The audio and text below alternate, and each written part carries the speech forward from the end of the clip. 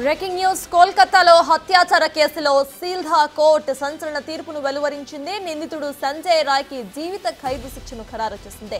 Junior doctor హత్యాచారం కేసులో ఈ ఉరిశిక్ష ఖరారైంది. గత ఏడాది ఆగస్టు 9న జూనియర్ డాక్టర్ పై హత్యాచారం చోటు చేసుకుంది.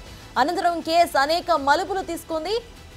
ఇక సుదీర్ఘ విచారణ అనంతరం సంజయ్ రాయ్ను కోర్టు దోషిగా తేల్చింది.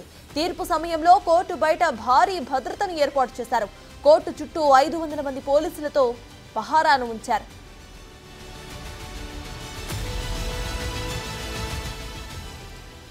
కోల్కతాతో ఇటు additional district and sessions judge Anirban Das హత్యాచార కేసుకు విచారించారు. హత్యాచార కేసులో సంజయ్ రాయ్ను జనవరి 18న దోషిగా తేల్చారు. తీర్పును ఈ రోజు రిజర్వ్ చేశారు. సంజయ్ రాయ్కు శిక్ష ఖరారు కావడంతో అనేక మంది సంతోషం వ్యక్తం చేశారు.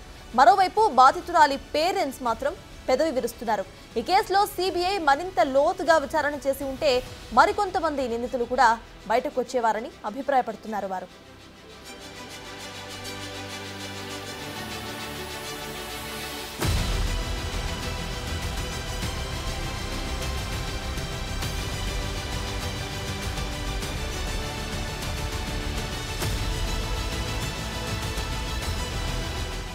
బ్రేకింగ్ న్యూస్ కోల్కతాలో హత్యాచార కేసులో సీల్దా కోర్టు సంచలన తీర్పును వెలువరించింది. నిందితుడు సంజయ్ రాయ్కు యావజ్జీవ ఖైదును విధించింది. జూనియర్ డాక్టర్ హత్యాచార కేసులో ఈ ఉరిశిక్ష ఖరారైంది. గత ఏడాది ఆగస్టు 9న జూనియర్ డాక్టర్ పై హత్యాచారం చోటు చేసుకుంది. అయితే ఇదే అంశంపై తీర్పుకు సంబంధించిన పూర్తి డీటెయిల్స్ మా ప్రతినిధి శివ అందిస్తారు. శివ, చెప్పండి, అసలు అక్కడ అప్డేట్స్ ఏంటి, అక్కడ పరిస్థితి ఎలా ఉంది, మొత్తం ఇన్ కంట్రోల్ అప్డేట్స్ ఏంటి? రైట్ సర్టాస్ కోల్కతా ఆర్జికర్ హాస్పిటల్లో జూనియర్ డాక్టర్పై హత్య కేసులో నిందితుడిగా ఉన్న సంజయ్ రాయ్కు శిక్ష ఖరారు చేస్తూ సీల్దా కోర్టు న్యాయమూర్తి ఆదేశాలు జారీ చేశారు.